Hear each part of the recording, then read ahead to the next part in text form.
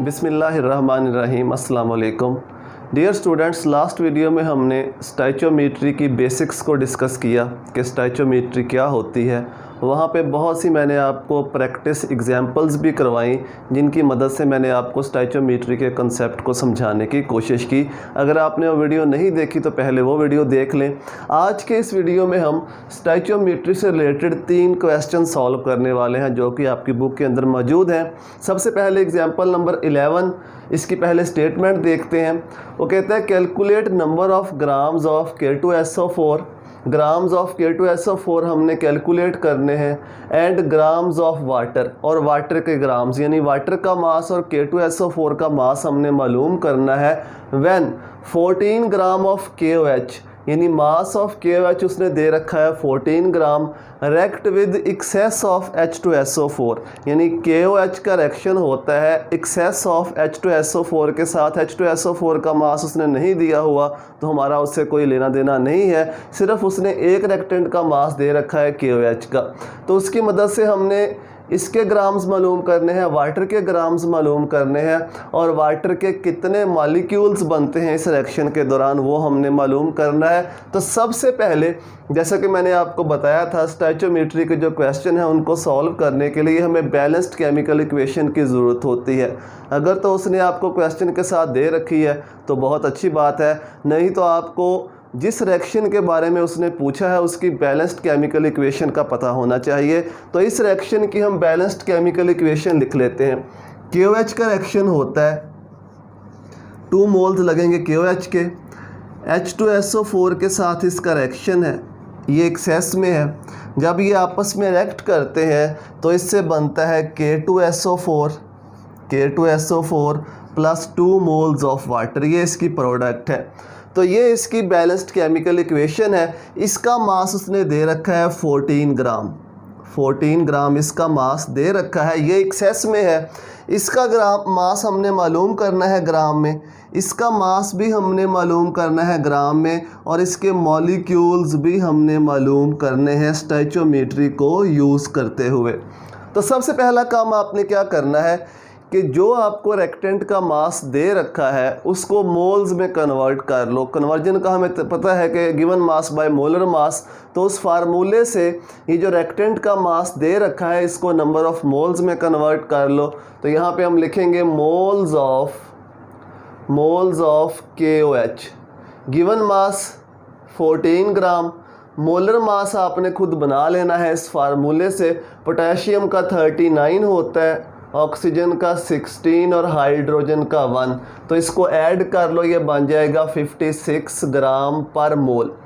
मैंने तो यहाँ पे इस तरह से बनाया है, आपने इसको अलग से बनाना है। इसके मोलर मास को मोलर मास बना के इसको डिवाइड करो तो ये हमारे पास आंसर आ जाएगा 0.25 मोल्स। यानी जो उसने KOH का मास दे रखा था हमने बता दिया कि अगर इतना मास हो तो इसके अंदर इतने मोल्स होते हैं। अब इन मोल्स की मदद से हम इस बैलेंस्ड केमिकल इक्वेशन को यूज़ करते हुए कंपैरिजन करेंगे और बाकी जो उसने हमसे पूछा है उसको फाइंड आउट करके बताएंगे। तो सबसे पहले हम इसका मास या इसके ग्राम बताते हैं। उसके लिए कंपेयर करना पड़ेगा KOH को K2SO4 के साथ। कंपेयर कर लो, बैलेंस्ड केमिकल इक्वेशन पे जाओ। इसके यहाँ पे KOH के 2 मोल्स हैं तो इसके साथ K2SO4 का 1 मोल बन रहा है। ये बैलेंस्ड केमिकल इक्वेशन हमें बताती है कि ये 2:1 है। इसका मतलब अगर इसका 1 मोल यूज़ करेंगे तो इसका हाफ हो जाएगा, 2 इधर आके डिवाइड हो जाएगा 1/2। KOH के कितने मोल दे रखे हैं 0.25। अगर इतने मोल्स हम यूज़ करते हैं KOH के तो K2SO4 के कितने मोल्स बनेंगे वो निकाल लो, 1/2 मल्टीप्लाइड बाय 0.25। तो इसको सॉल्व कर लो, ये बन जाएगा 0.125 मोल्स। ये हमारे पास मोल्स आ गए किस चीज़ के, K2SO4 के। लेकिन हमने इसका मास बताना है तो मास का फार्मूला हमें पता है, moles multiplied by molar mass. तो मास बना लो, मास ऑफ K2SO4। मास बनाने का फार्मूला क्या होता है, अगर हमारे पास मोल्स मौजूद हैं, moles multiplied by molar mass. Moles कितने हैं 0.125। मोलर मास आपने इसके फार्मूले से बना लेना है, यहाँ पे पोटेशियम 39 होता है, 39 2 टाइम्स कितना हो जाएगा, ये हो जाएगा 78। सल्फ़र का होता है 32 और ऑक्सीजन का 4 टाइम ये हो जाएगा 64। इसको ऐड कर लो, ऐड करके ये बन जाएगा 174 ग्राम पर मोल। ये इसका मोलर मास आ गया।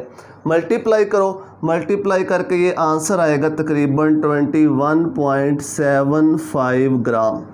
तो ये एक हिस्सा हमने सॉल्व कर दिया। हमने ये बता दिया कि अगर हम KOH के 14 ग्राम यूज़ करेंगे तो K2SO4 के इतने ग्राम बनेंगे, 21.75 ग्राम।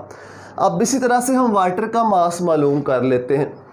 अगेन उसी रिएक्टेंट को KOH को कंपेयर करो वाटर के साथ, KOH इसको कंपेयर करो वाटर के साथ। बैलेंस्ड केमिकल इक्वेशन पे जाओ, मोल रेशो देखो क्या है। 2 मोल्स इसके हैं, 2 मोल्स वाटर के बन रहे हैं, तो 2:2। इसका मतलब अगर इसका 1 मोल होगा तो इसको इधर ला के डिवाइड कर दो, 2/2 हो जाएगा ये। अगर KOH के हम इतने मोल्स यूज़ करते हैं तो वाटर के कितने मोल बनेंगे, 2/2 मल्टीप्लाइड बाय 0.25, ये कैंसिल हो जाएगा, बाकी बच जाएंगे 0.25 मोल्स। ये वाटर के मोल्स आगे के इस रिएक्शन में वाटर के इतने मोल्स बनते हैं। लेकिन हमने मास बताना है तो मास बना लो, मास ऑफ वाटर, मोल्स कितने आ गए 0.25। वाटर का मोलर मास 18 ग्राम पर मोल होता है, मल्टीप्लाई करो तो ये आ जाएगा 4.15 ग्राम अप्रॉक्स, इतना आंसर आएगा। आपने इसको कैलकुलेटर से सॉल्व करके देख लेना है। और लास्ट नंबर पे उसने हमसे पूछा है वाटर के मॉलिक्यूल्स भी बताओ। तो मॉलिक्यूल्स एवोगैड्रोस नंबर वाला फार्मूला लगाएंगे, क्या होगा, moles multiplied by Avogadro's number. तो वाटर के मोल हमारे पास मौजूद हैं, कितने बने थे इस रिएक्शन में, 0.25 मोल। इन मोल्स को एवोगैड्रोस नंबर से मल्टीप्लाई कर दो तो हमारे पास वाटर के मॉलिक्यूल्स आ जाएंगे। मॉलिक्यूल्स ऑफ वाटर कितने मोल्स हैं वाटर के, 0.25 इतने मोल्स बने। इसको मल्टीप्लाई कर दो एवोगैड्रोस नंबर से, 6.02 10⁻23 मल्टीप्लाई करके आपने इसका आंसर निकाल लेना है। तो ये वाटर के मॉलिक्यूल्स आ जाएंगे। इस तरीके से हम इस क्वेश्चन को स्टोइचियोमेट्री को यूज़ करते हुए सॉल्व करेंगे। जिस रिएक्टेंट का मास दिया है उसके मोल्स बना लो और जो जो पूछा है वैसे वैसे कंपेयर करते जाओ बैलेंस्ड केमिकल इक्वेशन को यूज़ करते हुए और उसका आंसर निकालते जाओ। एग्जाम्पल नंबर 12, ज़रा गौर से ध्यान से इस एग्जाम्पल को समझिएगा। पहले इसकी स्टेटमेंट देखिए, magnesium metal react with HCl to give hydrogen gas. ये इसकी बैलेंस्ड केमिकल इक्वेशन आपने पहले लिख लेनी है अगर उसने आपको एग्ज़ाम में ना दी हो।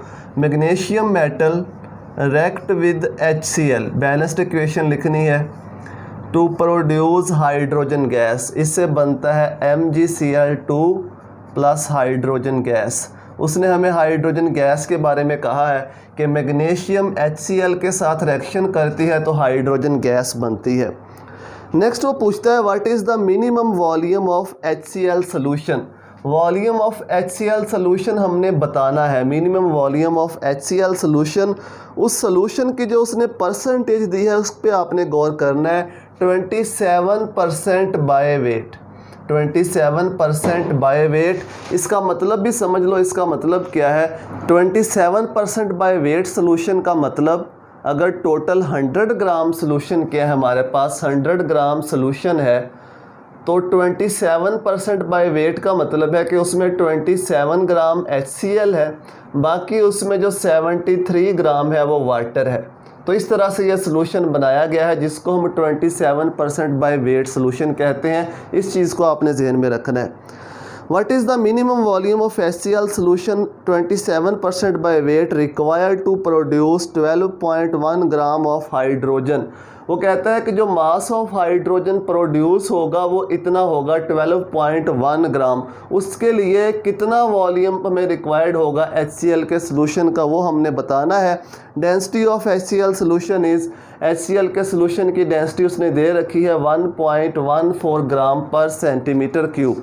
तो सबसे पहले इसके लिए फार्मूला हम क्या यूज़ करेंगे, जो डेंसिटी का फार्मूला होता है वो यूज़ करेंगे, डेंसिटी मास बाय वॉल्यूम। यही होता है डेंसिटी का फार्मूला, मास बाय वॉल्यूम।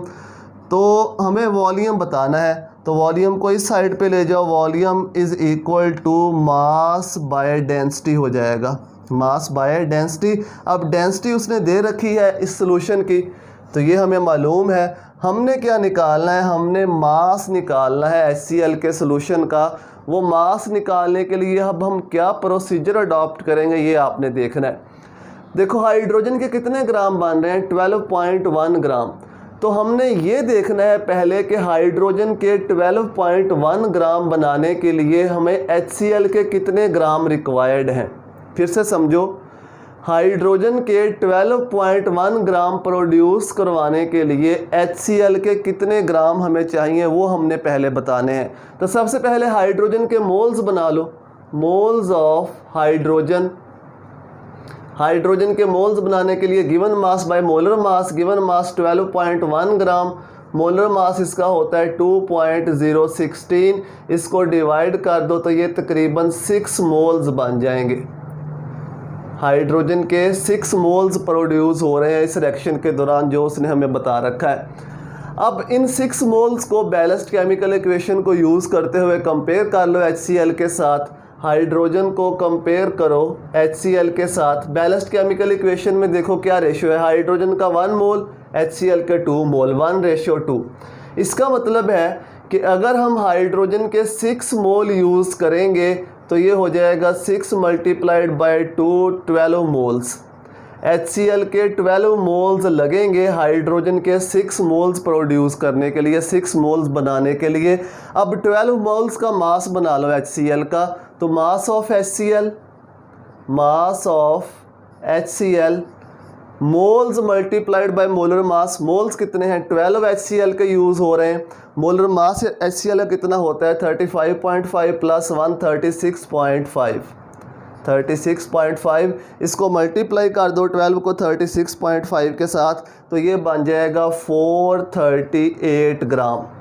इसका मतलब ये हुआ कि अगर हम रिएक्शन के दौरान HCl के इतने ग्राम यूज़ करते हैं तब जाके हाइड्रोजन के इतने ग्राम बनेंगे जो कि उसने हमें बता रखा है। तो उसी की मदद से हमने ये बता दिया कि अगर हमने हाइड्रोजन के इतने ग्राम प्रोड्यूस करवाने हैं तो हमें HCl के इतने ग्राम चाहिए।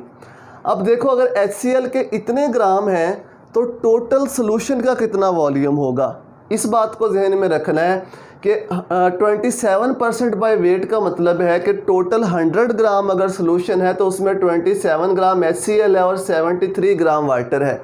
अब HCl का मास कितना आ गया, 438 ग्राम। अब हमने टोटल सॉल्यूशन का वॉल्यूम बताना है जिस सॉल्यूशन के अंदर HCl के इतने ग्राम मौजूद होंगे, जिस सॉल्यूशन के अंदर HCl के इतने ग्राम मौजूद होंगे। हिंट उसने हमें दे रखा है, क्या दे रखा है, 27% बाय वेट। इसका मतलब है कि हम यहाँ पे इसको कंपेयर करके इजीली फाइंड आउट कर सकते हैं। यहाँ पे हम लिख लेते हैं mass of HCl, mass of HCl compare करेंगे मास ऑफ सॉल्यूशन के साथ, मास ऑफ सॉल्यूशन के साथ। तो अगर 100 ग्राम सॉल्यूशन हो, टोटल मास सॉल्यूशन का 100 ग्राम हो तो उसमें 27 ग्राम HCl है। ये हमें वहाँ से पता चलता है 27% बाय वेट से। अगर इसका 1 ग्राम हो तो सॉल्यूशन का मास हो जाएगा 100/27। और अगर HCl के 438 ग्राम हो तो टोटल सॉल्यूशन का मास कितना होगा, 100/27 मल्टीप्लाइड बाय 438। ये मास आप निकाल लो, ये बन जाएगा 1622.2, 1622.2 ग्राम। तो ये हमारे पास आ गया मास ऑफ सॉल्यूशन। यानी अगर टोटल सॉल्यूशन का इतना मास होगा तो उसके अंदर HCl के इतने ग्राम मौजूद होंगे। तो यही हमने निकालना था कि टोटल सॉल्यूशन का मास कितना होगा। जब हमारे पास टोटल सॉल्यूशन का मास आ गया, डेंसिटी हमारे पास पहले से ही मौजूद है, तो हम वॉल्यूम कैलकुलेट कर सकते हैं। यहाँ पे लिखो वॉल्यूम ऑफ HCl सॉल्यूशन जो हमें रिक्वायर्ड है। मास कितना आ गया, 1622.2 ग्राम।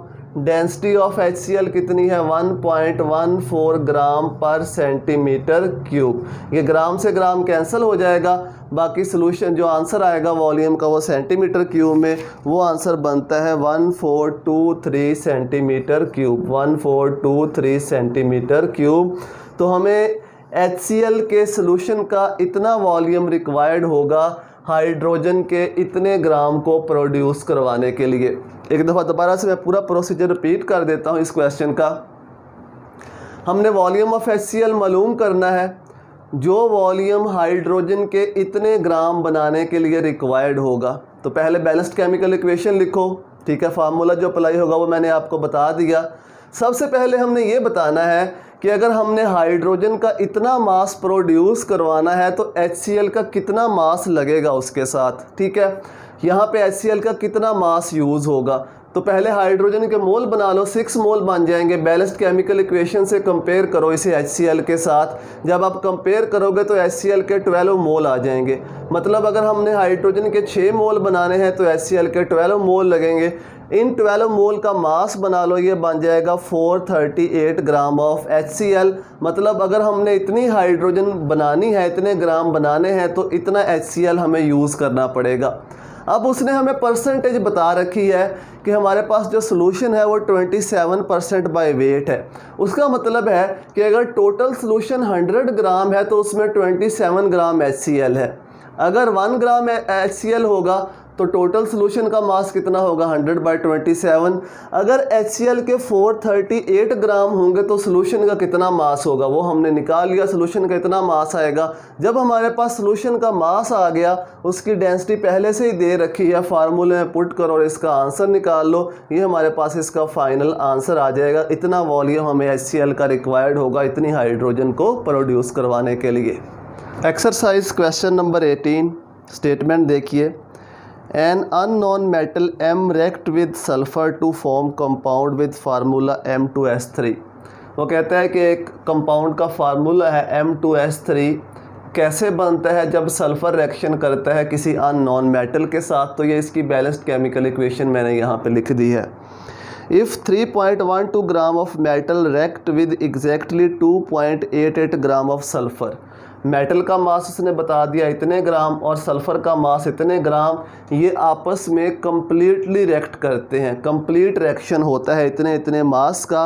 What is the name of metal M, हमने इस मेटल M का नाम बताना है और इस कंपाउंड का क्या नाम बनेगा वो हमने बताना है। तो इसको सॉल्व करने के लिए हमें इस मेटल का मोलर मास निकालना होगा। मोलर मास आ जाएगा तो हमें पता चल जाएगा मेटल कौन सी है। जब मेटल का नाम आ जाएगा, मेटल का पता चल जाएगा तो हम इसका फार्मूला ही बता सकते हैं, फार्मूला इसका क्या बनेगा। तो इस क्वेश्चन को सॉल्व करने का सबसे आसान मेथड मैं आपको बताने लगा हूँ। और भी मेथड्स के ज़रिए इसको सॉल्व किया जा सकता है। पहले मासेस की मोल्स वगैरह में कन्वर्जन करो, फिर वापस उनको मासेस में लेके आओ। लेकिन हम मासेस के अंदर ही रहते हुए इस क्वेश्चन को ईज़िली चंद स्टेप्स के अंदर सॉल्व कर सकते हैं। तो ज़रा गौर से इस मेथड को देखिएगा। यहाँ से हमें पता है कि सल्फ़र का मास तो हमें पता है कितना होता है। 1 मोल का मास कितना होता है सल्फ़र का, 32 ग्राम पर मोल सल्फ़र का मोलर मास है। 3 मोल सल्फ़र यूज़ हो रहे हैं। 3 मोल सल्फ़र का मतलब है कि टोटल सल्फ़र के कितने ग्राम यूज़ हो रहे हैं, 32 इसका मोलर मास है, 3 मोल यूज़ हो रहे हैं। तो इसको मल्टीप्लाई कर दो, ये 96 ग्राम इस रिएक्शन के दौरान सल्फ़र के यूज़ हो रहे हैं। तो हमने ये बताना है कि जब इसके 96 ग्राम यूज़ हो रहे हैं तो मेटल के साथ कितने ग्राम यूज़ हो रहे हैं, वो मेटल के 2 मोल्स का मास आ जाएगा। सल्फ़र के 3 मोल्स का मास इतना है, मेटल के 2 मोल्स का मास हमने यहाँ से निकाल लेना है। जब 2 मोल्स का मास आ जाएगा तो उसको हम इजीली कन्वर्ट कर सकते हैं मेटल के 1 मोल के मास के अंदर। 1 मोल का मास आ जाएगा, उससे हमें पता चल जाएगा कि ये मेटल कौन सी है। तो कंपेयर करो, कंपेयर हमने करना है सल्फ़र को मेटल के साथ, मास ऑफ सल्फ़र को मास ऑफ मेटल के साथ। मासिस को हम कंपेयर करने लगे हैं, याद रखना है कि हम मासिस को कंपेयर करने लगे हैं। उसने हमें बता रखा है कि सल्फ़र के 2.88 ग्राम मेटल के इतने ग्राम के साथ कंप्लीटली रिएक्ट करते हैं, ये उसने हमें बता दिया। तो इसी को हम यहाँ पे लिख देते हैं कि सल्फ़र के 2.88 ग्राम मेटल के 3.12 ग्राम से कंप्लीटली रिएक्ट करते हैं, कंप्लीट रिएक्शन होता है। अगर सल्फ़र का 1 ग्राम हम यूज़ करें तो मेटल के 3.12 डिवाइडेड बाय 2.88 ग्राम हो जाएंगे। और अगर सल्फ़र के 96 ग्राम यूज़ हो रिएक्शन के दौरान 96 ग्राम यूज़ हो तो मेटल के कितने ग्राम साथ लगेंगे, ये हम निकाल लेते हैं। 96 ग्राम सल्फ़र तो ये हो जाएगा 3.12/2.88 मल्टीप्लाइड बाय 96, ये हमारे पास आंसर आ जाएगा इसका 104 ग्राम। 104 ग्राम। इसका मतलब है कि सल्फ़र के 3 मोल जब मेटल के 2 मोल से रिएक्ट करते हैं तो 2 मोल का मेटल के 2 मोल का मास कितना आ गया, 104 ग्राम। अब इसको इजीली हम 1 मोल के मास में कन्वर्ट कर सकते हैं। यहाँ पे लिखो mass of 1 mole of metal, mass of 1 mole of metal. पहले यहाँ पे लिख दो mass of 2 moles of metal, mass of 2 moles of metal. Metal के 2 मोल्स का मास हमारे पास आ गया 104 ग्राम। 1 मोल का मास निकालना है तो 104 डिवाइडेड बाय 2, ये आ जाएगा आंसर हमारे पास इसका 52 ग्राम पर मोल। ये मेटल का मोलर मास आ गया। अब 52 ग्राम किस मेटल का मोलर मास होता है ये आपको पता होना चाहिए। ये मास होता है क्रोमियम का। तो इसका मतलब मेटल हमारे पास कौन सी हो गई, क्रोमियम। और इस कंपाउंड का फार्मूला क्या बन गया, Cr2S3। ये इस कंपाउंड का फार्मूला बन गया। तो इस तरीके से हमने मेटल का मोलर मास निकाल लेना। बहुत ही आसान तरीका है। मोल वाले तरीके से भी जा सकते हैं, पहले मासेस को मोल्स में कन्वर्ट कर लो फिर वापस मासेस की तरफ आओ, लेकिन हमने उस तरीके को अडॉप्ट नहीं किया। हमने सीधा सीधा मासेस को कंपेयर कर लिया, मेटल के 2 मोल का मास निकाल लिया। ठीक है, जब मेटल के 2 मोल का मास आ गया तो उसको 2 से डिवाइड करो, 1 मोल का मास आ जाएगा, मोलर मास मेटल का पता चल जाएगा। मेटल का नाम लिखो और इस कंपाउंड का फार्मूला बता दो तो आपका क्वेश्चन सॉल्व हो जाएगा। इसके अलावा क्वेश्चन नंबर 19 वो आपने खुद सॉल्व करना है, आसान सा है, वो भी स्टैचोमेट्री की मदद से ही सॉल्व होगा। उम्मीद है कि ये जो मैंने आपको क्वेश्चंस करवाए हैं आपको इनकी समझ आ गई होगी। आपने इसको मोल वाले तरीके से भी सॉल्व करके देख लेना है, आंसर बिल्कुल सेम आएगा, लेकिन ये आसान मेथड था इसलिए मैंने आपको इस मेथड से सॉल्व करवा दिया। अगर आपको ये वीडियोज़ हेल्पफुल लगती हैं तो अपने दोस्तों के साथ भी शेयर करें, उनको बताएँ ताकि वो भी हेल्प ले सकें। दुआ में याद रखिएगा। अल्लाह हाफिज़।